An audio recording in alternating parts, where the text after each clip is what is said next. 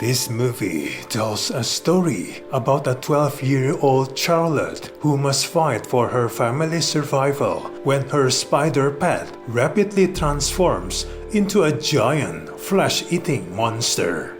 First of all, as a creature feature, you would expect this movie to offer tension in the same vein as other successful monster feature. However, the problem is, this movie is only that creature feature for 1/3 of the duration. In fact, for much of the runtime, this movie is more a family drama that is interrupted by a freak giant spider attack. The main menu only arrives until the film's third act. The movie spends a large portion of its 91-minute runtime navigating the familial melodramatics, which don't have any emotional payoff, nor is it used for comedic effect. It's all melodramatically on the nose and not always delivered with intended impact, stealing focus away from the spider's freakish attraction. The movie struggles to unite Hallmark family dramatics with the spider attacks, never establishing the best of either world. Sometimes the movie plays to the intersection of terror and humor. However, it never pushes itself far enough in either direction, leaving the film in an awkward middle ground with little impact. It looks like two movies stitched together into one, and the total is not the sum of its parts. We are left with a run-of-the-mill horror film that forgets to be scary, relying on being scared of the idea and not the execution.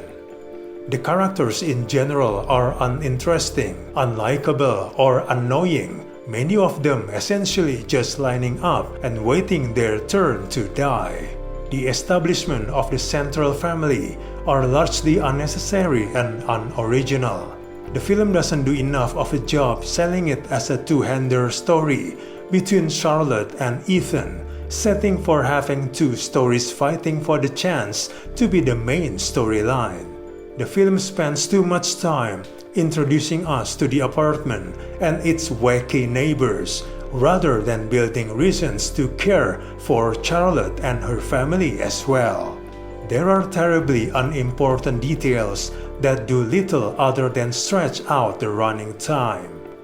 It's quite problematic that a film with such a plain creature feature premise cannot manage a swifter pace.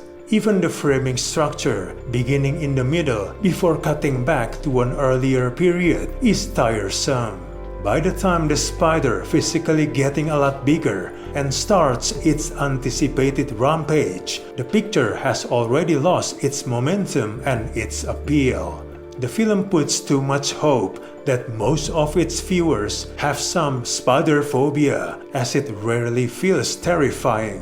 There's some momentary tension, but several repeated setups grow tired. The kills are lackluster, as up until the very end, most of the scares are off-screen or hidden in the shadows.